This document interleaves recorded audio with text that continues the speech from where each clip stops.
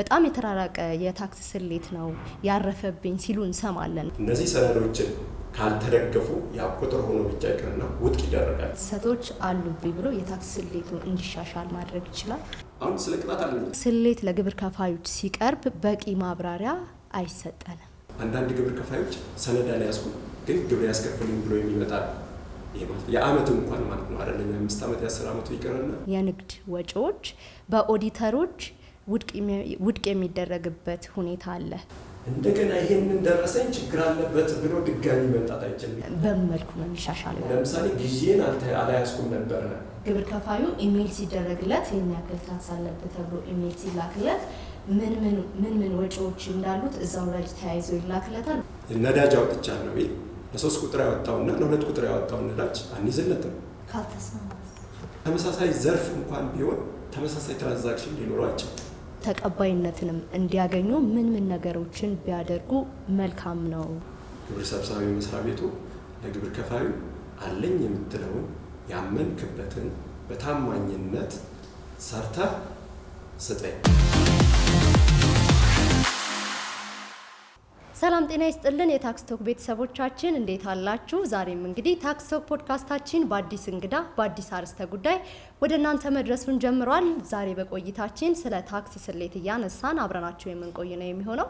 የታክስ ስሌት ማለት ምን ማለት ነው? በማን ይሰላል? ታክስ እንዴት ይሰላል? ከዚህ ጋር ተያይዞ ግብር ከፋዮች የታክስ ስሌታቸውን በሚያከናውኑበት ወቅት የተለያዩ ስህተቶች ያጋጥሟቸዋል። እነዛ ስህተቶችስ እንዴት መታረም ይችላሉ? የሚሉትንና ሌሎች ተያያዥ ጥያቄዎችን እያነሳን ማብራሪያ እየሰጠን ከእናንተ ጋር አብረን ቆይታ የምናደርግ ነው የሚሆነው። ለቆይታችንም እዚህ ስቱዲዮአችን አንድ እንግዳ ጋብዘናል። በገቢዎች ሚኒስቴር በምስራቅ አዲስ አበባ አነስተኛ ግብር ከፋዮች ቅርንጫፍ ጽሕፈት ቤት የታክስ ስሌት ቡድን አስተባባሪ የሆኑት አቶ ከበደ በርታ ከኔ ጋር እዚህ ይገኛሉ።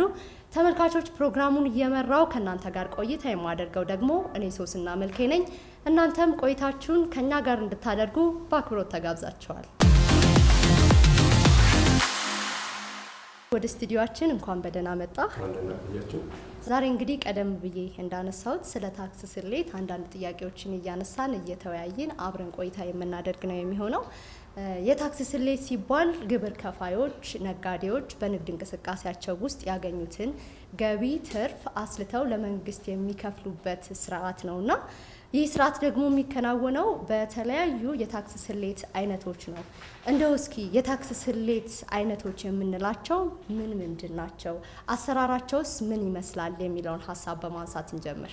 የታክስ ስሌት አይነቶች ከመግባታችን በፊት ስሌት ማለት ምን ማለት ነው የሚለውን ነገር አሰን ወይም መተን እንኳን ብንሄድ የተሻለ ይሆናልና ያው ስሌት ማለት የአንድ ጊዜ ታክስ ወይም ደግሞ የአንድ ጊዜ ታክስ በግብር ከፋዩ ወይም በግብር ሰብሳቢ መስሪያ ቤት ተሰልቶ ለግብር ከፋዩ የሚከፍለውን ግብር ወይም ታክስ ማሳወቅ ማለት ነው። ታክሶቹም ያው ታክስ ስሌት የሚሰራው በሁለት መንገድ ነው። አንደኛው ግብር ከፋዩ በራሱ የራስ ታክስ ስሌትን በመጠቀም የሚያሰላው ነው። ሁለተኛው ደግሞ ግብር ሰብሳቢ መስሪያ ቤቱ አሰልቶ ለግብር ከፋዩ የሚሰጠው ማለት ነው። ግብር እንዴት ይሰላል ለተባለው ጥያቄ ግብር እንዴት እንደሚሰላ ከመሄዳችን በፊት ደግሞ ብናነሳ መልካም የሚሆነው 5 የታክስ ምሰሶዎች የሚባሉ በታክስ ፖሊሲያችን የተገለጹ አሉ። አንደኛው ግብር ከፋይ ነው። ግብር ከፋይ ሳይኖር ስሌትን ማስላት አንችልም። ግብር ከፋዩ ማወቅ ያለብን ለምንድን ነው የድርጅት ነው ወይም የግለሰብ ነው የሚለውን ነገር ለመለየት ማለት ነው። በሁለተኛ ደረጃ ምጣኔውን ማወቅ ይጠበቅብናል። ምጣኔውን የምናውቀው ለምንድን ነው? የግለሰብ ከሆነ ፕሮግሬሲቭ ሜተድ ነው የምንጠቀመው። እየጨመረ በሚሄድ ሬቱ በጨመረ ቁጥር ታክሱን ወይም ደግሞ ቤዙን በጨመረ ቁጥር የሽያጩን ቤዝ በጨመረ ቁጥር ሬቱንም ይጨምራል። የድርጅት ከሆነ ደግሞ ፍላት ሬት ነው የምንጠቀመው። አንድ ወጥ የሆነ 30% የምንጠቀመው ይሆናል ማለት ነው። ሌላው ታክስ ፔሪዱ ማወቅ መቻል ይጠበቅብናል። ታክስ ፔሪዱ የመቼ ነው? ለምሳሌ አስተዳደራዊ ቅጣትና ወለዱን ለማስራት የትኛው አመት ነው፣ የትኛው ደግሞ የታክስ አይነት ነው የሚለውን ነገር ማወቅ ይጠበቅብናል ማለት ነው። ሌላው ታክስ ቤዝ የምንለው ነው።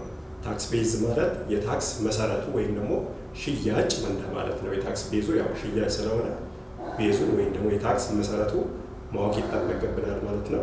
ሌላው ደግሞ ግብር ሰብሳቢ መስሪያ ቤቱ። እነዚህ 5 ነገሮችን ካለየን ወደ ስሌት መሄድ አይጠበቅብንም ማለት ነው። ስለዚህ እነዚህ 5 ነገሮችን በመጠቀም ግብር እንዴት ይሰላል የሚለውን ግብር ከፋዩ በራሱ ጊዜ የሚያቀርበው አለ። ያንን ያቀረበው ትክክል ነው አይደለም የሚለውን ነገር መለየት ያስፈልጋል። ያንን በህጉ መሰረት ነው ወይ የሰራው ወይስ ደግሞ የሚጎሉ ነገሮች የሳታቸው ነገሮች አሉ ወይ ብሎ መለየት ያስፈልጋል። እና እሱን ከለየን በኋላ ከሽያጩ ላይ ወጪውን ቀንሰን ኔት ኢንካሙ ላይ እንደርሳለን። የተጣራ ትርፍ ሊያገኘው የሚችል የተጣራ ትርፍ ላይ ከደረስን በኋላ ግብራችንን ማስላት ምንችልበት ሂደት መድረስ እንችላለን ማለት ነው።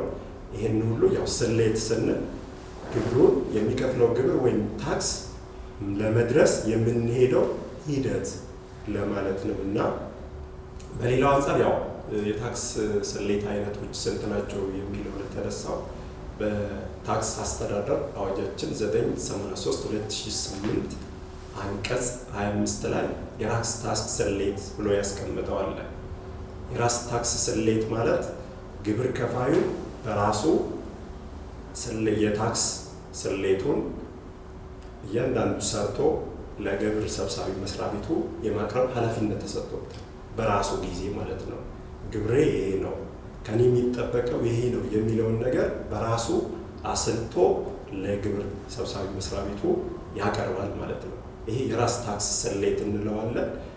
በዚህ በአንቀጽ 82 አካባቢ የተጠቀሰ በኤሌክትሮኒክስ ማሳወቅ ይችላል። ብቻ ማኑዋል ይዞ እኛ መስሪያ ቤት መቅረብ ብቻ ሳይሆን ልክ በጸደቀው ቅጽ መሰረት 79 ላይ አንቀጽ 79 ላይ በተጠቀሰው በጸደቀው ቅጽ መሰረት ያንን በኤሌክትሮኒክስ ማሳወቅ የሚችልበት ያው እንደ አሳወቀ ወይም ደግሞ እንደ ትክክለኛ ታክስ እንቆጥረዋለን ማለት ነው። ስለዚህ የራስ ታክስ ስሌት የምንለው በዚህ ሂደት ነው። የራስ ታክስ ስሌት ሌላም በመመሪያ የተገለጸ አለ። መመሪያ 181/2015 ላይ ስለ የራስ ታክስ ስሌት አሰራርን ሂደቱ እንዴት እንደሚሰራ እንዴት ማቅረብ እንዳለበት እዛ መመሪያ ላይ ሙሉ በሙሉ ተገልጾ ይገኛል ማለት ነው።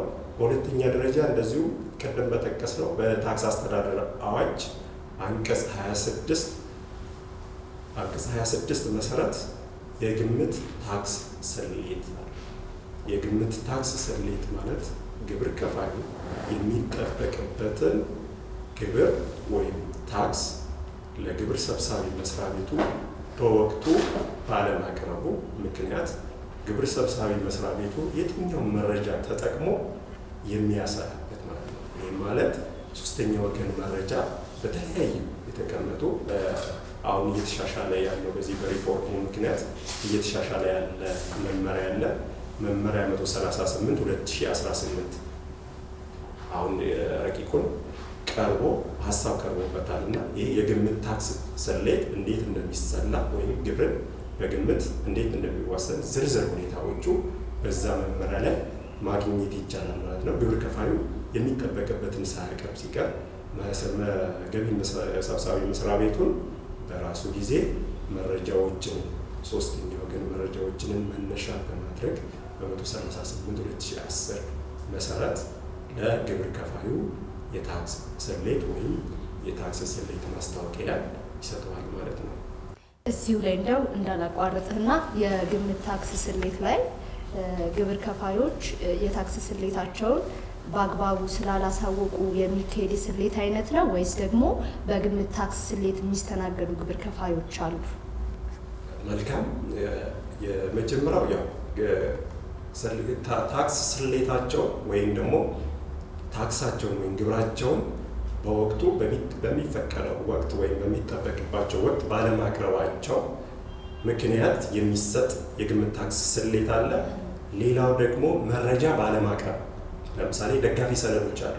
አመታዊ ፋይናንሻል ስቴትመንታቸው ሊሆን ይችላል፣ የአንድ ወር ዊዝሆልዲንግ ወይም ደግሞ ቫት ሊሆን ይችላል። መረጃ አቅርቡ ተብለው ለምሳሌ ብናነሳ አመታዊ ግብራቸው በሚያሳውቁበት ወቅት ፋይናንሻል ስቴትመንት ቁጥር ነው አይደል? እዛ ላይ ተደርድሮ የሚመጣው ኢንካም ስቴትመንቱ ብንል፣ ባላንስ ሺቱ ብንል፣ ካሽ ፍሎ ብንል ደጋፊ ሰነዶች ያስፈልጋሉ። ለእያንዳንዳቸው ማስረጃ ማለት ነው።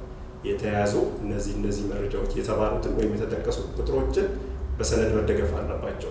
እነዚህ ሰነዶችን ካልተደገፉ ያ ቁጥር ሆኖ ብቻ ይቅርና ውድቅ ይደረጋል። ቅድም በገለጽ ነው በመመሪያ 138/2010 በገለጽ ነው መሰረት የተዘረዘሩ በዚህ መሰረት ይሰራባቸው ተብሎ በተገለጹ መሰረት በዛ መሰረት ይሰራላቸዋል። ደጋፊ ሰነዶችን ባለማቅረባቸው ምክንያትም የሚወሰድበት ሁኔታ አለ ማለት ነው።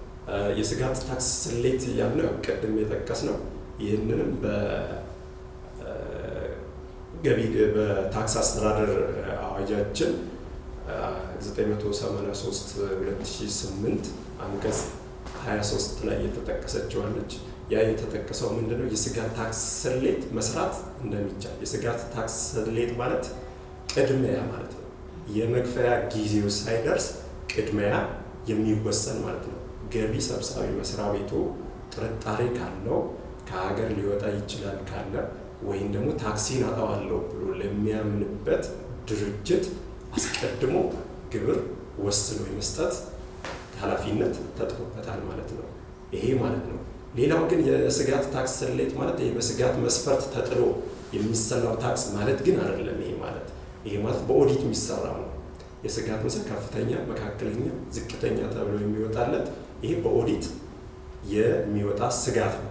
ይሄኛው ግን የሚለየው አስቀድሞ ግብርን ወስኖ ስለመስጠት የሚያትተው በአስተዳደር አዋጁ በአንቀጽ 23 መሰረት የሚወስነው የስጋት ታክስ ስሌት እንላለን። እነዚህ ሶስቱ ናቸው በታክስ አስተዳደር አዋጃችን 983/2008 ተጠቅሰው የምናገኛቸው እነዚህ ሶስቱ ናቸው ማለት ነው። የስጋት ታክስ ስሌት ላይ እንዳልከው አሁን ስታነሳ ቀድመን ስጋት ካለብን ግብር ከፋዩ እናካሄዳለን። ሌላ የሚተገበርበት ሁኔታ የለም።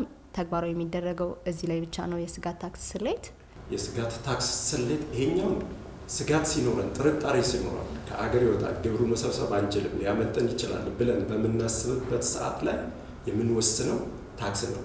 ይሄ ማለት የስጋት ታክስ ስሌት ግብር ሰብሳቢ መስሪያ ቤቱ ሰጠ ማለት ግብር ከፋዩ ታክሱን ወይም ደግሞ የታክስ ስሌቱን ማሳወቅ አይጠበቅበትም ማለት አይደለም። ግብር ሰብሳቢ መስሪያ ቤቱ ስሌቱ የሚሰጠው ጥርጣሬ ስላደረበት ነው። በኋላ ግን ጊዜው ሲደርስ ግን ምን ማድረግ ይችላል? ግብር ከፋዩ ስሌቱን ከተሰጠው በኋላ በመብለጥ በማነስ ወይም ደግሞ በራሱ የጸና ሊሆን ስለሚችል ግብር ከፋዩ በራሱ ጊዜ ያንን ታክስ ስሌቱን ለገቢ ሰብሳቢ መስሪያ ቤቱ መስጠት ይችላል ወይም ማሳወቅ ይችላል። የታክስ ስሌት በራስ የሚደረግ የታክስ ስሌት አለ፣ የግምት ታክስ ስሌት አለ፣ የስጋት ታክስ ስሌት አለ። እነሱን አነሳንና በተለይም በራስ የኛ ሀገር የታክስ አሰባሰብ ሕጉ በፍቃደኝነት ላይ የተመሰረተ የታክስ አሰባሰብ ስለሆነ የምንጠቀመው የግብር ከፋዮች ታክሳቸውን ራሳቸው አስልተው አሳውቀው የሚከፍሉበት ሁኔታ አለና ከዛ ጋር ተያይዞ ግብር ከፋዮች ታክሳቸውን አስልተው ለማቅረብ ብዙ ጊዜ የሚሰሯቸው ስህተቶች ወይ ደግሞ የሚያጋጥሙ ስህተቶች በታክስ ስሌት ወቅት ምንድን ናቸው የሚለውን ሀሳብ እናንሳ። በዚህ ላይ ያው ሁሉም ፐርፌክት አይሆንም፣ ግን ስህተቶችን የታክስ ስሌት ከመስራታችን በፊት ለነዚህ የሚያስፈልጉ ምንድን ናቸው የሚለው ነገር ጠንቅቀው ግብር ከፋይ ማወቅ መቻል አለበት። ቅድሚያ አይደለም ለታክስ ስሌቱ ስንመዘገብ፣ ለታክስ ከፋይነት ስንመዘገብ ከኔ ምን ይጠበቃል የሚለው ነገር ማወቅ ይጠበቅብናል። ምንድን ነው ግዴታዬ? መብቴ ምንድን ነው? ይህን ንግድ ከመጀመሪያ በፊት ምንድን ነው የሚለው ነገር ቀድሞ ግብር ሰብሳቢ መስሪያ ቤቱ ወይም ደግሞ ሚኒስቴር መስሪያ ቤቱን መጠየቅ ይጠበቅባቸዋል። ለምሳሌ ቲን ነምበር ከማውጣት አካባቢ ካወጡ በኋላ የሚደረገው እንደኛ ቅርንጫፍ ጽሕፈት ቤት ቲን ነምበር ካወጡ በኋላ ማህተብ ሳይደረግላቸው ትምህርት ክፍል ሄደው ምን ያደርጋሉ? ትምህርት እንዲያገኙ የሚሞሉት ኮንሰልት ፎርም አለ። ያ ማለት በዚህ ቀን ትምህርት ይሰጣል፣ ስለምትከፍለው ስለምትሰራው ስራ በዘርፍህ ትምህርት ይሰጣል፣ ምን እንዳትሆን ያላግባብ እንዳትቀጣ፣ ጊዜውን ባለማወቅ ወቅቱን ባለማወቅ የመረጃ አያይዘን ምን ስትይዝ ምን ትጠቀማለህ የሚለውን ነገር ቀድሞ እንዲያውቁ ይደረጋል ማለት ነው። ስለዚህ ይህ በሚያደርጉበት ሂደት ግን ያው የተለያዩ ሰዎች ናቸው የሚመጡት። የሚመለከታቸው ሰዎችንን መምጣት ይኖርባቸዋል። ለምሳሌ ማያሳውቅ ሰራተኛ ከሆነ ወይም ደግሞ ስራ አስኪያጅ ከሆነ መምጣት አይጠበቅበትም ማለት ነው። ያንን ሊያሳውቅ የሚችል መረጃውን ይዞ ለግብር ሰብሳቢ መስሪያ ቤቱ ሊያቀርብ የሚችል አካል ነው መሆን ያለበት። ስለዚህ ያ ባለመሆኑ ምክንያት ስህተቶችን ይፈጸማሉ። መቼ ማሳወቅ እንዳለባቸው፣ ምን ሲሆን ምን መሆን እንዳለበት፣ ከመቼ ጀምረው ንግድ ፍቃድ ሲያወጡ ነው የሚለው ነገር እንዲያውቁ ይረዳቸዋልና ይህንን ቀድሞ ትምህርቱ ባለመውሰዳቸው የሚገጥማቸው ስህተቶች እኛም ጋር የሚመጡ የሚማሩ ይኖራሉ። ያ ማለት ባለማወቅ ማለት ነው። የሚቀጡ ይኖራሉ እና ስለዚህ ይህንን መተግበር ይጠበቅባቸዋል ነው። ሌላው እያንዳንዱ ሰነድ አስፈላጊ መሆኑ፣ ለምሳሌ በንግድ ኢንቨስትመንት 10 ዓመት ሰነድ ይዞ የማቆየት የሚል ሕግ አለ። ያ ማለት ከአንድ ግብር ከፋይ ሰነዱ 10 ዓመት ድረስ ይዞ የማቆየት ምን አለበት ማለት ነው? ኃላፊነት አለበት ማለት ነው። በሚፈለግበት ሰዓት ያ ሰነድ የማቅረብ በሚጠይቅ ሰዓት ያ ሰነድ ማቅረብ። ወደ ግምት የሚወስዱ እነዚህ ሰነዶች በወቅቱ ባለመገኘታቸው፣ ስለዚህ ዓመታዊም ሲሰሩ በኦዲትም ጊዜ ሲፈለጉ እነዚህ ሰነዶችን አግባብ በሆነ ቦታ በአግባብነት ላለው አካል ይዘው መቅረብ ይጠበቅባቸዋል ማለት ነው። ስለዚህ ሰነዳቸውን በአግባብ ባለመያዛቸው ምን ይሆናሉ ማለት ነው? ለቅጣት ወይም ደግሞ ላላስፈላጊ ቅጣትና ወለድ ይጋለጣሉ ማለት ነው። ሰነዳቸው በአግባብ መያዝ ይጠበቅባቸዋል። ከእነሱ የሚጠበቀው ነገር ደግሞ በግልጽ ቀርበው ቅርንጫፍ ጽሕፈት ቤቶችን ቀርበው ማወቅ ይጠበቅባቸዋል ማለት ነው። ስለዚህ ታክስ ከፋዮች ግብራቸውን በአመቱ አሳውቀው ስለከፈሉ ሰነዶችን በጥንቃቄ ይዘው ማስቀመጥ ይጠበቅባቸዋል። ምክንያቱም አሁን እንዳልከኝ ወደኋላ 10 ዓመት ድረስ ተመልሶ ኦዲት ማድረግ ይችላል። ኦዲት የምናደርገው 5 ዓመት ድረስ ነው። ግን ለተለያየ ፐርፐዝ 10 ዓመት ድረስ ይዞ የማቆየት አሁን ለምሳሌ 13 በአዲሱ የገቢ ግብር አዋጃችን 1395 2017 ላይ የተጠቀሱ አሉ። 10 ዓመት ይዞ የማቆየት ማለት በሌሎች ሕጎች የተጠቀሱ የሚል አለ። ያ ማለት በንግድ ኢንቨስትመንት ወይም በንግድና ኢንዱስትሪ ቀጠናዊ ትስስር የተገለጸ ነገር። እኛ ግን 5 ዓመት ድረስ ነው ኦዲት የምንፈልገው። ነገር ግን ያ መረጃ ይዞ የማቆየት ግዴታ አለበት ማለት የሚፈለግበት ወቅት ይኖራል ማለት ነው። ስለዚህ የ5 ዓመቱን ብቻ ሳይሆን እያንዳንዱ ስራ ከጀመሩበት ጊዜ ጀምሮ ሰነዳቸውን በአግባብ ማስቀመጥ ይኖርባቸዋል። አንዳንድ ግብር ከፋዮች ሰነድ አልያዝኩም ግን ግብር ያስከፍሉኝ ብሎ የሚመጣል። ይሄ ማለት የዓመት እንኳን ማለት ነው አይደለም፣ የ5 ዓመት የ10 ዓመቱ ይቀርና የዓመት ሰነድ አልያዝኩም የለኝም። ስለዚህ እንደዚህ አይነት ነገር ይሄ ማለት ወደ ግምት ይወስደናል ማለት ነው። ተመሳሳይ ዘርፍ እያለን ሶስተኛ ወገን መረጃ እያለን ሌሎች መረጃዎች እንድንፈልግ ስለሚያደርገን፣ ስለዚህ ሰነድን በአግባብ ያወጣውን ወጪ በትክክል ይዞ ማቆየት ይጠበቅበታል የሚለውን ነገር ውሰድ እንችላለን። ሌላው ምንድነው? ግብር ከፋዮች በስሌት ወቅት ያቀረቧቸው የንግድ ወጪዎች በኦዲተሮች ውድቅ የሚደረግበት ሁኔታ አለ ወይም ደግሞ የሚቀነስበት ሁኔታ አለና እንደዚህ አይነት ነገሮች ለምንድን ነው የሚያጋጥሙት? ለምሳሌ አንድን ወጪ ነው ሊባል የሚችለው ምን ሲኖረው ነው? ደጋፊ ሰነድ ወይም ደግሞ ማስረጃ ሲቀርብበት ነው ማለት ነው። ማስረጃ ካልቀረበበት ይሄንን ወጪ ነው ብሎ ይዞ ቢመጣ ውድቅ ይደረጋል። ቅድም እንዳልነው ቁጥር ይዞ ነው የመጣ ማለት ነው። ቁጥር ሳይሆን ለምሳሌ እኔ ቤት የተከራየሁት 500 ሺህ ብር ነው በወር ቢል ምን ያስፈልገዋል ማለት ነው? በወርና ማስረጃ የጸደቀ ሰነድ ይዞ መምጣት አለበት ማለት ነው። ያ ሰነድ ኖሮ መቼም ውድቅ አይደረግበትም። ግን ሰነድ የለኝም ካለ ይሄ የቤት ኪራይ ውል ከሌለው በምን አግባብ ተይዟል የሚለው ነገር ጥያቄ ስለሚያስነሳ ማለት ነው። ሌላው ምጣኔዎችን አለማወቅ ነው። ወጪዎቹ ውድቅ የሚደረጉት ምጣኔዎች በመመሪያ 5/2011 አሁን እየተሻሻለ ነው። በመመሪያ 5/2011 የወጪ አያያዝ የሚለው መመሪያ ግብር ከፋዮችን ወጪያቸው ሲይዙ ምን ከምን ምጣኔ ምን ያህል መሆን አለበት የሚሉ ነገሮች ይነሳሉ። ለምሳሌ አብዛኛው ድርጅቶች ማስታወቂያ ያሰራሉ፣ ድርጅታቸውን ያስተዋውቃሉ። ለምሳሌ የሚፈቀደው ከዓመቱ ገቢ 3% ነው ይላል። መያዝ የሚችለው 3% ነው። ከ3% የበለጠውን ምን ይሆናል ማለት ነው? ለታክስ ፐርፐስ እንጠቀመዋለን፣ አድባክ እናደርገዋለን ወይም እንደምረዋለን ማለት ነው። ከዛ ከ3% በታች ያለው ብቻ ነው እንደ ወጪ አክሴፕት ላደርግ የሚችለው ነው የምንለው። ያ ማለት ምጣኔዎቹ አለማወቅ ወይም ሬቶቹ ምጣኔዎቹን አለማወቅ ሊሆን ይችላል። እሱ ማውጣት ይችላል። ነገር ግን ለታክስ ፐርፐስ ደግሞ ግብር ሰብሳቢ መስሪያ ቤቱ ምን ያደርገዋል ማለት ነው? ይጠቀመዋል ማለት ነው። ከተቀናሽ ወጪዎች ጋር ይገናኛል። ከተቀናሽ ወጪዎች ጋር ይገናኛል። ለምሳሌ የአንድ ግብር ከፋይ ለማስታወቂያ ወጪ የተጠቀመውን 1 ሚሊዮን ብር ነው ብንል የአመት ገቢ ደግሞ 3 ሚሊዮን ብር ቢሆን ስንት ይዟል ማለት ነው? 1/3 ለምን አወጥቷል ማለት ነው? ለማስታወቂያ ወይም ለአድቨርታይዝመንት ፐርፐዝ አወጥቷል ማለት ነው። ይሄ ማለት ውድቅ ይደረግበታል ማለት ነው። 1/3 ነው የተጠቀመው እንጂ ስንት ፐርሰንት ነው አይደለም ማለት ነው። ከ3% በታች አይደለም የተጠቀመው ማለት 3% ብናሰላ ወደ 30 ምናምን ነው የሚመጣው። ያንን አክሴፕት እናደርግና ቀሪውን ምን ይሆናል ማለት ነው? ይደመርበታል ማለት ነው። በዚህ ጊዜ ወጪን አልተያዘልኝም ሊል ይችላል። ይሄ ማለት ህጎቹን ጠንቅቆ ካለማወቅ የተነሳ ሊሆን ይችላል ማለት ነው። ስለዚህ መመሪያ 5/2011 ጥንቅቅ አድርገው ቢረዱት የትኛው ወጪ ነው የተጣለብኝ ያላግባብ ነው አይደለም የሚል ነገር ነው። ስለዚህ ደጋፊ ሰነድ ካለው እንደውም በዚህ በታክስ አስተዳደራችን የሚለው ምንድነው? ለሶስት ነገሮች የወጣ መሆን አለበት ይላል። አንድን ወጪ አክሴፕት ለማድረግ ለሶስት ፐርፐዞች መሆኑ፣ አንድ ገቢው ለማመንጨት የወጣ መሆኑን፣ ሁለት ለንግድ ዋስትና የወጣ መሆኑን፣ ንግዱን ለማስቀጠል የወጣ መሆኑን እርግጠኛ መሆናችን። ለእነዚህ ለሶስቱ ያወጣው ወጪ ከሆነ ደጋፊ ሰነድ ይዞ የቀረበ ከሆነ በምንም ተአምር ውድቅ ሊደረግበት አይችልም ማለት ነው። ከምጣኔዎቹ ከፍ ያለ ካልሆነ በስተቀር እነዚህ ምንድናቸው ማለት ነው? አክሴፕት ይደረጋል ወይም ደግሞ ውድቅ አይደረግበትም ማለት ነው። ግን ሰነድ ከሌለው ቁጥር ብቻ ይዞበት ከሆነ እዚህ ጊዜ ውድቅ ሊደረግበት ይችላል ማለት ህጉ ስለማይፈቅድለት ማለት ነው የሚሰራው። ሌላው ደግሞ ከዘርፉ ጋር የማይገናኙ ነገር ሊይዙ ይችላል። ከዘርፉ ጋር የማይገናኙ ማለት ለምሳሌ ፐርሰናል ኮንሰፕሽን ያወጡትን የድርጅት ላይ መክተት የለባቸውም ወይም መያዝ የለባቸውም። በዚህ ጊዜ ምን ይሆናል ማለት ነው? ውድቅ ይደረጋል። ለምሳሌ ነዳጅ አውጥቻለሁ ቢል ለ3 ቁጥር ያወጣውና ለ2 ቁጥር ያወጣውን ነዳጅ አንይዝለትም። 3 ቁጥሩ በድርጅቱ የተመዘገበ ማለት ነው ሊሆን ይችላል።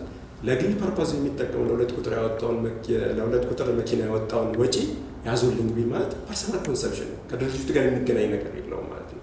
ስለዚህ ፐርሰናል ኮንሰፕሽን የተጠቀሙትንም ያወጡት ወጪ በዚህ ጊዜ ውድቅ ሊደረግ ይችላል። ይሄ ማለት ከዘርፉ ጋር የተገናኙ ለዘርፉ ንግዱን ለማስቀጠል ለንግዱ ዋስትና ለመስጠት ገቢውን ለማመንጨት የወጣ ከሆነ ግን ሰነዱ በሰነድ የተደገፈ ከሆነ የተረጋገጠ ከሆነ ውድቅ የሚደረግበት አግባብ የለም። ሌላው ተመሳሳይ የንግድ ዘርፍ ላይ ወይም ደግሞ በተመሳሳይ ካፒታል መጠን ላይ ያሉ ተቋማት ወይም የንግድ ተቋማት አንዳንዴ በተለይ የግምት ገቢ ላይ ሲጣልባቸው በጣም የተራራቀ የታክስ ስሌት ይጣልባቸዋል እና ይህ ከምን የተነሳ ነው?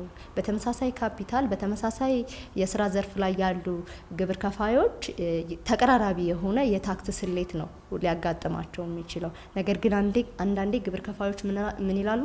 በጣም የተራራቀ የታክስ ስሌት ነው ያረፈብኝ ሲሉ እንሰማለን እና እነዚህ ነገሮች የሚፈጠሩት በምን ምክንያት ነው የሚለውን ሀሳብ ብናነሳ። በግምት ወቅት የተለያየ የታክስ ምጣኔ ይኖራቸዋል ወይም ደግሞ ታክስ ይከፍላሉ የሚለውን ሀሳብ ያው ወደ ግምቱ የምንሄደው ቅድም ያልነው ግብር ከፋዩ በራሱ ግብሩን አስልቶ ማሳወቅ ኃላፊነት ተጥሎበታል። ይሄ ማለት ግብርህን ራስን ካልኩሌት አድርገህ አሳውቀኝ ነው ያለው።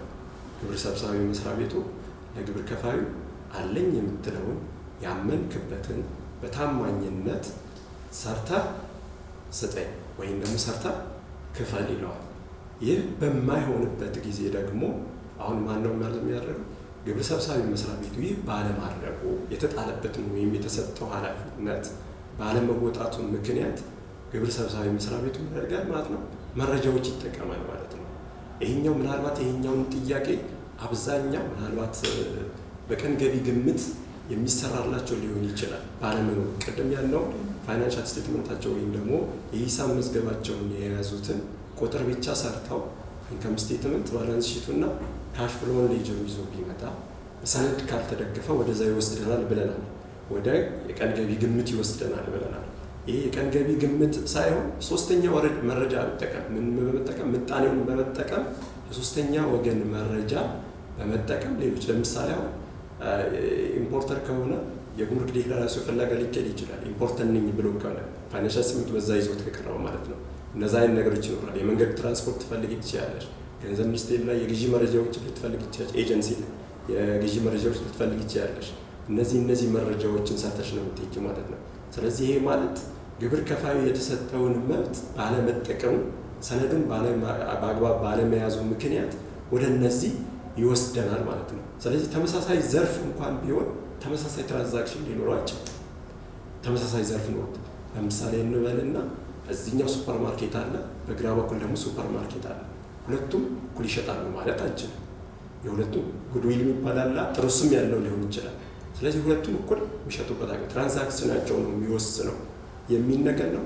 ብዙ ጊዜ ግን ይሄኛውን ጥያቄ ሊሄድ የሚችለው ከቀን ገቢ ግምት የሚሰራባቸው ነው። አሁን ሐመር ውሃ ጠፍቶ የለም በ1995 2017 በአዲስ አዋጃችን እሱ ሐመር ውሃ ሙሉ በሙሉ አጥፍተን በሃና ሰንጠረዥ ሃና ሰንጠረዥ ላይ እየተጠቀምን ነው። ስለዚህ ይሄኛ አብዛኛውን አቅሎታል 2%፣ 3%፣ 5%፣ 7% እስከ 9% ባለው ቲኦቲን ጨምሮ እዛ ውስጥ ቲኦቲን ጨምሮ የምናሰላበት ሂደት ስላለ አብዛኛውን ይህንን ቀንሶታል። ግን በቀን ገቢ ግምት የሚተዳደሩ በክልሎች ወይም በአዲስ አበባ መስተዳድር ሊሆን ይችላል። እንደዚህ አይነት በብዛት የሚገጥመው የሚል ነገር ነው። እኛ ጋር ግን ሰነድ ባለመያዛቸው ደጋፊ ሰነድ ባለመኖራቸው ምክንያት የምንሰራው የቀን ገቢ ግምት የሶስተኛ ወገን መረጃ ተጠቅመን ብዙ አሰስ ተደርጎ ማለት ነው። በዛ ልክ ነው የገበያ ሁኔታ ተጠንቶ ነው የሚጣልባቸው። እንዳልነው እንዳነሳነው ቀድመን በግምት ታክስ ስሌት የሚታይበት የሚስተናገድበት ሁኔታ አለና የታክስ ስሌት ለግብር ከፋዮች ሲቀርብ በቂ ማብራሪያ አይሰጠንም የሚባል ሁኔታ አለና ከዚህ ጋር ተያይዞ የታክስ ስሌት አንድ ግብር ከፋይ የታክስ ስሌቱን ሲሰጠው ይሄ አለበት ተብሎ ይሄ የመንግስት ገቢ ነው ተብሎ ሲባል የታክስ ስሌት ማብራሪያዎች በምን መልኩ ነው የሚቀርበው? ለወደፊትስ ግልጽነትን ከማንጣት አንጻር ምን እየተሰራ ነው የሚለው እናንሳ። መልካም። ያው ለአንድ ግብር ከፋይ የታክስ ስሌት ወይም ደግሞ የታክስ ማስታወቂያ ይሄ ነው ተብሎ ሲሰጠው ግልጽነት ይፈጠራል። ይህም ማለት ለምሳሌ የአንድ ጊዜ ታክስ ሊሆን ይችላል ወይም ደግሞ አመታዊ ግብሩ ሊሆን ይችላል። ይህንን ግብር ከፋይ መረጃ አቅርቦ ስሌቱ ተሰልቶለት በዚህ አመት ልትከፍል የሚገባው ይሄ ነው ተብሎ ነው የሚነገረው። ስለዚህ ይሄ ነው ተብሎ ሲነገረው ማለት መረጃ ደርሶታል ማለት ነው።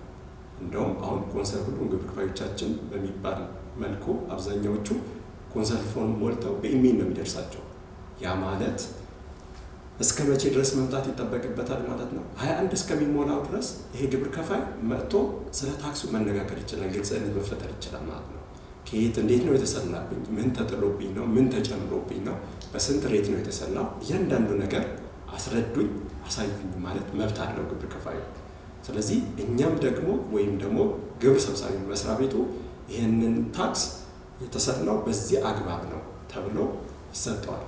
ምናልባት አድራሻ ከሌለው ይሄ በግምት ታክስ ተወስኖ አድራሻ ሳይኖረው ቀርቶ ፈቃደኛ ሳይሆን ቀርቶ ከሆነ ምናልባት በኢሜል ደርሶት ከሆነ በስተቀር እኛ ጋር መጥቶ ግን ታክስ ተሰጥቶት የግብር ከፋዩ የማናሳውቅበት አግባብ ይኖርበት አግባብ የለም።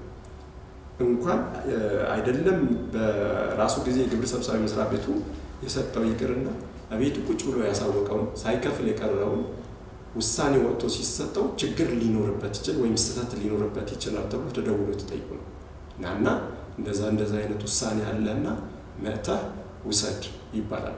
ችግር ከሌለበት መስቶ ፈርሞ ይወስደዋል። ስለዚህ ለግብር ከፋዩ ይብዛም ይነስም በተሰጠው ውሳኔ ላይ ግልጽ አይደለም ካለ መልስ የማግኘት መብት አለው ግብር ከፋዩ። ግልጽነት ይፈጠራል። በዚህ ላይ እንደውም አሁን እየተሰራ ያለው ግብር ከፋዩ ቁጭ ብሎ ቤቱ ያሳውቃል፣ እዛው ቁጭ ብሎ ይከፍላል። የተለየ ነገር ካለው ደግሞ እዛው ስልኩ ላይ መረጃ መጠየቅ ይችላል። መጨረሻ መፍትሄ ሲያቀርብ በአካል መምጣት ይችላል እንጂ ይህንን ኦፕሽኖችን በደንብ እየተስተካከለለት ነው በአሁኑ ሰዓት ላይ ማለት ነው። መጠቀም ይችላል። ግብር ከፋዩ ኢሜል ሲደረግለት ይሄን ያክል ታክስ አለበት ተብሎ ኢሜል ሲላክለት ምን ወጪዎች እንዳሉት እዛው ላይ ተያይዞ ይላክለታል ወይስ ደግሞ ስሌቷ ይሄን መክፈል እንዳለበት ነው የሚቀመጥለት? አሁን እንዳልከኝ ቅሬታም ካለው እዛው ላይ በኢሜይሉ ኮሙኒኬት ማድረግ ይችላል ይችላል፣ መጠየቅ ይችላል። ለምሳሌ ግብር ከፋዩ የግንቦትን ብንወስድ የግንቦትን የተጨማሪ እሴት ታክስ ግንቦት ማለት 5/2026 ሊል ይችላል። ይህንን የታክሱ የዚህ ጊዜ ነው፣ የታክስ አይነቱ ይሄ ነው፣ ይህንን በዚህ ሽያጭ መሰረት ይህን አክል ግዢን ተቀንሶ ይህን አክል ደግሞ ወጪን ተቀንሶ የምትከፍለው ይሄ ነው ተብሎ ይነገረዋል። ይህንን ተብሎ በኢሜሉ ላይ የታክስ ማስታወቂያ ፎርሙ ነው የጸደቀ ቅጽ ብለን የለም። በዚህ በአስተዳደር አዋጃችን 983/2008 ላይ የጸደቀ ቅጽ ተብሎ ይተቀመጣል። በዛ በጸደቀው ቅጽ መሰረት ተሞልቶ ይላክለታል ማለት ነው። ይሄ ነው ግብር ሲባል ይህንን ግብር ትክክል አይደለም ካለ ቀጥታ ያንን ውሳኔ ይዞ መጥቶ አስረዱኝ ማለት ይችላል። ግልጸኝነት ይፈጠርበት ማለት ይችላል። መከራከር ይችላል። ስለዚህ በግብር ከፋዩ በተሰጠው ውሳኔ ማስታወቂያ ወይም የታክስ ስሌት ላይ ቅሬታ ካለው ወይም ደግሞ ይህንን ታክስ ትክክል አይደለም ካለ መጥቶ መጠየቅ መረዳት ይችላል። አያይዘን ስላነሳ ነው ቀጥዬ ላነሳ የነበረው ጥያቄ ነውና ግብር ከፋዩ በታክስ ስሌቱ ካልተስማማ የሚከተላቸው ሂደቶች ምንድን ናቸው የሚለውን በደንብ አብራርተን እናንሳ። መልካም። ግብር ከፋዩ የተሰጠውን ውሳኔ ወይም የታክስ ማሳወቂያ ወይም ስሌት ትክክል አይደለም፣ ያላግባብ መረዳት በዚህ መመሪያ በዚህ አዋጅ መሰረት ነው የተሰራው እንዲህ ነው ተብሎ ተነግሮት መግባባት ካልቻለ ወይም ካልተስማማ ሂደት አለው። በታክስ አስተዳደር አዋጃችን 983/2008 አንቀጽ 54ኛ ቅሬታ ማቅረብ ይችላል ይላል። ያ ማለት ግብር ከፋዩ የተሰጠውን ውሳኔ 21 ቀን ሳይሞላው 21 ቀን ሳያልፍ ማለት ነው በ21 ቀን ውስጥ በጽሁፍ ለታክስ ቅሬታ ጽሕፈት ቤትን ምን ማድረግ ይችላል? መጠየቅ ይችላል ማለት ነው። ሀሳቡን ጠቅሶ በደብዳቤ ግልጽ ጭብጡን ማለት ነው ችግር የተፈጠረበትን የታክስ አይነት ለይቶ በትክክል ጠይቆ ቅሬታ መግባት ይችላል ማለት ነው። ቅሬታ ገብቶ ቅሬታውን ታይቶለት በ21 ቀን ውስጥ ካልመጣ ግን ተቀባይነት አይኖረውም ማለት ነው። ያ ማለት አምኖ ተቀብሏል የሚለውን ሀሳብ እንወስዳለን ማለት ነው። ስለዚህ ከ21 ቀን በኋላ ቅሬታ ገብቶ የቅሬታውን መልስ አጥጋቢ ካልሆነለት ወደ ግብር ይግባኝ ይሄዳል ማለት ነው። ግብር ይግባኝ ሄዶ በግብር ይግባኝ አጥጋቢ መልስ አላገኘውም ትክክል አይደለም ብሎ ካላመነበት ወደ ፍርድ ቤት መሄድ ይችላል ማለት ነው። ፍርድ ቤት ተከራክሮ ፍርድ ቤትን አያሳምነኝም ካለ ሰበር ድረስ መሄድ መቻል ይችላል ማለት ነው። ግብር ከፋዩ የታክስ ስሌቴን ሳሳውቅ እንደዚህ አይነት ስህተቶች አሉብኝ ብሎ የታክስ ስሌቱን እንዲሻሻል ማድረግ ይችላል። በምን መልኩ ነው የሚሻሻለው የታክስ ስሌት? ለምሳሌ የተሳሳተ ምሳሌ የራስ ታክስ ስሌት ብለናል አይደል? በአንቀጽ 25 ላይ ታክስ አስተዳደር አዋጃችን የራስ ታክስ ስሌት ሲያሳውቅ ስህተት ነበረው ማለት ይችላል። ይህንን የሚፈቅድለት በመመሪያ ቁጥር 181/2015 አንቀጽ 9 ላይ በዝርዝር ተቀምጦለታል እንዴት መጠየቅ እንደሚችል ማለት ነው። ስለዚህ ግብር ከፋዩ በዚህ አግባብ ይህንን ሳሳውቅ ለምሳሌ ግዢው ሳያስገባ ቀርቶ ሊሆን ይችላል። ወራዊ ቫቱን ሲያሳውቅ ወይም ደግሞ ወጪውን ሳያስገባ ቀርቶ ወይም ደግሞ ያልመዘገበው ሽያጭ ነበር። እነዚህ ሂደቶች ሁሉ የተሳሳተ ነበረብኝ፣ ሪፖርቴ የተሳሳተ ነው ወይም ደግሞ የታክስ ስሌት ያቀረብኩትን የተሳሳተ ነው ካለ በጽሁፍ ይጠይቃል። ለግብር ሰብሳቢ መስሪያ ቤቱ በጽሁፍ ይጠይቃል። ያንን የተሳሳተው ነገር ትክክል ነው አይደለም የሚለው የሚመለከተውን አካል በ120 ቀን ውስጥ ምላሽ ማግኘት አለበት ይላል። ይህን አክል አይቆይም። በመጣበት ቀን ሲስተካከል ሳምንት ሊሆን ይችላል፣ 2 ሳምንት ሊሆን ይችላል፣ እንደየ ክብደቱ ሊሆን ይችላል እንጂ 120 ቀን ነው የሚለው የታክስ አስተዳደር አዋጃችን። ግን በዛ ባነሳ ሳምንት ባልሞላ ጊዜ በአንድ ቀን ተስተካክሎለት ሊሄድ የሚችልበት ግራውንድ አለው ማለት ነው። ይሄ ዝርዝሩን በአንቀጽ 9 የመመሪያ 181/2015 ላይ በዝርዝር ተቀምጦ ዛሬ በዝርዝር ማግኘት ይችላሉ። ያንን መሻሻል ይችላል የሚለው ነገር። ግብር ከፋዩ የታክስ ስሌቱን ማሻሻል የማይችልበት ሁኔታ የሚፈጠረው መቼ ነው? ማሻሻል የማይችልባቸው በዚያው ቅድም በጠቀስ ነው በ181 በመመሪያ 181/2015 አንቀጽ 10 ላይ ተጠቅሶ እናገኘዋለን። ለምሳሌ አንድ ጊዜ ማሻሻያ የጠየቀበትን ግብር ከፋዩ መልሶ መጠየቅ አይችልም። ግብር ከፋዩ አንድ ጊዜ ማሻሻያ የጠየቀበትን ድጋሚ ማሻሻያ መጠየቅ አይችልም። በኢንቨስቲጌሽን ኦዲት ተደርጎ ማሻሻያ መጠየቅ አይችልም። በታክስ ኦዲት ተደርጎ ማሻሻያ መጠየቅ አይችልም። እነዚህ በሶስት ነገሮችም ሌሎች ተጨማሪዎቹ አንቀጽ 10 ላይ ቀደም በጠቀስ ነው መመሪያ ላይ ይገኛል። እነዚህ ሶስት ነገሮችን አሁን በአንድ ወር ላይ ማሻሻያ ጠይቆ ድጋሚ ማሻሻያ መጠየቅ አይችልም። ይሄ መቼ ሊፈታል? በኦዲት በሚደረግ ሰዓት ሊታይ ይችላል። በአንድ ጉዳይ ላይ ነው። በአንድ ጉዳይ ሁለቴ መጠየቅ አይችልም። በአንድ ጉዳይ በአንድ ወር ወይም በአንድ የሆነ መጠየቃትን ጉዳይ ላይ ሁለቴ መልሶ መጠየቅ አይችልም። በዛ መመሪያ ላይ በግልጽ ተቀምጧል። ካልተስማማ ማለት ያን በኦዲት ጊዜ ይታይለታል ማለት ነው። ግን ውሳኔ ላይ አይደለም። አሁን ይሄንን የሚያቀርብ ተሳስቻለሁ ብሎ ማለት በራስ ታክስ በራሱ ተሳስቻለሁና ማስተካከል ይፈልጋል። ለምሳሌ ጊዜን አላያዝኩም ነበር። ለምሳሌ አንድ ሲንግል ደረሰኝ ላይ የሆነ ይህንን ሳላስገባ በዚህ ወር ላይ ቀርቶኝ ነበረ ብሎ መጥቷል። እሱን አስገባ።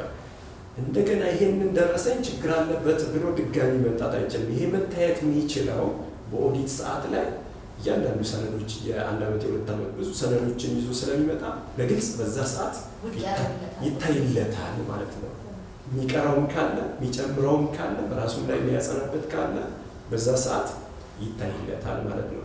ካልሆንም ደግሞ ዓመታዊ ይዞ ሲመጣ ያንን በደንብ ይታይለታል ማለት ነው። ግን በአንድ ወር ላይ ሁለቴ ተመልሶ በአንድ ጉዳይ ላይ ሁለት ጊዜ መጠየቅ አይችልም ይላል። ቅድም የጠቀስነው መመሪያ 181/2015 የጠቀስነው ላይ 10 ላይ በግልጽ ተቀምጦ የማይችልባቸው ሁኔታዎች ብሎ ያስቀመጠ እዛ ላይ በግልጽ እናገኘዋለን። ግብር ከፋዮች የተሳካለት የታክስ ስሌት ለማቅረብና ይዘው ሲመጡ ተቀባይነትንም እንዲያገኙ ምን ነገሮችን ቢያደርጉ መልካም ነው የሚለውን ሀሳብ እናንሳና እዚህ ላይ እንጨርስ። መልካም። ግብር ከፋዩ ያው ሁሉንም ፐርፌክት አይሆንም። ያው እዛ ደረጃ ላይም አልደረስንም። እንግዲህ አሁን ግብር ከፋዩ በደንብ መብቱን መጠየቅ ጀምሯል። ትምህርቶችን በተለያየ መንገዶችን ያገኛል። መመሪያው በዌብሳይታችን ላይ በፈለገው ሰዓት መመሪያ ያገኛል። ግን ቅድም መጀመሪያ በመግቢያ ላይ ስህተቶችን ስለማረም የተነሳውን ሀሳብ ደግሜ ያነሳዋለሁ። ይህ ማለት አንድ ግብር ከፋይ ንግድ ነግዳለሁ ብሎ ቀጥታ ወደ ምዝገባው ሲመጣ ከኔ ምን ይጠበቃል የሚለውን ነገር በደንብ ማወቅ መረዳት ይጠበቅበታል። ይሄ ባለማወቅ የሚቀጡ ቅጣቶች አሁን ብዙ ናቸው። ቅድም አንስቼልሻለሁ። ለምሳሌ ንግድ ፍቃድ ተመዝግቦ 3 ዓመት 2 ዓመት ስራ አልሰራውም ብሎ ይቀመጣል። ይሄ ማለት ወደ ቅጣት ይዳርገዋል ማለት ነው። ማሳወቅ ይጠበቅበታል። የሚያሳውቀው በክፍያ ብቻ አይደለም። የሚያሳውቀው በዜሮ ሊያሳውቅ ይችላል፣ በኪሳራ ሊያሳውቅ ይችላል። ስለዚህ ያወጣቸው ወጪዎችን ሰነድን ይዞ ማሳወቅ፣ እነዚህ ነገሮች ሁሉ ሲቀይር ምን ለውጥን ሲቀይር ስራ አስኪያጅን ሲቀይር እያንዳንዱ በሚቀይራቸው ሰዓት ላይ በ30 ቀን ውስጥ መጥታ አሳውቀኝ። አሁን ስለ ቅጣት አይደለም የተነሳው። በ30 አድራሻህን ስፈልግ ሊያስተምረው ሊሆን ይችላል፣ ትምህርት ሊሰጠው ሊሆን ይችላል፣ መረጃ ሊሰጠው ሊሆን ይችላል፣ የተለያዩ መረጃዎች ለማዳረስ ሊሆን ይችላል። አድራሻህን ስትቀይር አሳውቀኝ በአንድ ወር ጊዜ ውስጥ። ይሄ ካላለፈ ሲቀጥ ለምሳሌ ብዙ ጊዜ ቅሬታ ያነሳል። ይሄ ማለት ህጉን ካለማወቅ የተነሳ ነው። ለምሳሌ ብዙ ጊዜ ነው የሚያጋጥመን ዲቪደንዳቸውን ሲያሳውቁ የ10 ወር ጊዜ ሰጥቷቸዋል ህጉን። የ10 ወር ማለት ለምሳሌ የ2017 ግብራቸውን ካሳወቁ በኋላ ትርፍ አግኝተው ከሆነ ትርፋቸውን ካልተከፋፈሉ ካፒታላቸውን አሳድገውበት ከሆነ የ2017 ነው ያለው። የ2017 ከሐምሌ 1 2017 እስከ ሰኔ 30 2018 ድረስ ምን ማድረግ አለበት ማለት ነው? የትርፍ ክፍፍሉን ምን ማድረግ አለበት? ማሳወቅ አለበት። የትርፍ ክፍፍሉን ማሳወቅ አለበት። ካፒታል አሳድጎ ከሆነ ለገቢ ሰብሳቢ መስሪያ ቤቱ ቃለ ጉባኤውን አጸድቆ በንግድ ኢንዱስትሪ ንግድ ፍቃዱን አጸድቆ ይዞ ከ30 በፊት ነው መቅረብ ያለበት። ከዛ 30 ልክ ካለፈ አሳውቀ ክፈለኝ 2 ወሩ የመክፈያ ሐምሌና ነሐሴ ምን ይሆናል ማለት ነው? አሳውቀው የሚከፍሉበት ነው። ልክ ነሐሴ 30 ካለቀ በኋላ እንደተከፋፈሉ ተቆጥሮ የትርፍ ክፍፍላቸውን ምን ያርጉ ይላል? ይክፈሉ ይላል ማለት ነው። ስለዚህ አሁን ብዙ ጊዜ ከሰኔ 30 በፊት ንግድ ፍቃዱን ሳይቀይሩት ወደ ሐምሌ ይመጣል። ቃለ ጉባኤያቸው ግን ከሰኔ 30 በፊት አሰራ። ይሄ ማለት አልጸናም ማለት ነው። መመሪያው የሚለው ምንድነው? ሁለቱንም በቃለ ጉባኤ የጸደቀው በንግድ ኢንዱስትሪ በንግድ ፍቃዳቸው ላይ ተቀይሮ ካፒታል ነው አስቀይሮ ሁለቱም ከ30 በፊት ጨርሶ ነው ይዞ መምጣት ያለበት። ስለዚህ አንደኛ ንግድ ፍቃዱ ወደ ሐምሌ ከመጣ አንድ እንኳን ቢመጣ ይቀጣል። ያ ማለት እንደተከፋፈል ቁጥር ትርፋቸውን እናስከፍላቸዋለን ማለት ነው። ስለዚህ እንደዛ አይነት አረዳዶች ትምህርቶች ስላሉ በደንብ አድርገው የሚፈልጉትን መጥተው መጠየቅ ይጠበቃቸው። ወደ ቅጣት ከመግባት በፊት ማወቅ ምን ይጠበቃል ከኔ ከዘርፌ ጋር መሄደው ምንድን ነው ብለው የትኛውን ሰዓት የትኛውን ክፍል ገብተው ቢጠይቁ መረጃ ማግኘት ይችላሉ። ማያውቅ ክፍል ካለ ደግሞ ወደሚያውቀው ክፍል ወይም ወደ ትምህርት ክፍል መምራት ይችላል ማለት ነው። ስለዚህ ቀድሞ ማወቅ፣ ሰነዳቸው ደግሞ በአግባቡ ይዘው የሚፈለገውን ሰነድ በአግባቡ ይዘው ቢያቆዩ፣ ከዛ ደግሞ ቀርቦ መነጋገር ማለት ነው። ግብርን ብቻ አምጣ አይደለም። ግብር ከፋይ የሚቸግረውን ነገር ይደግፋል።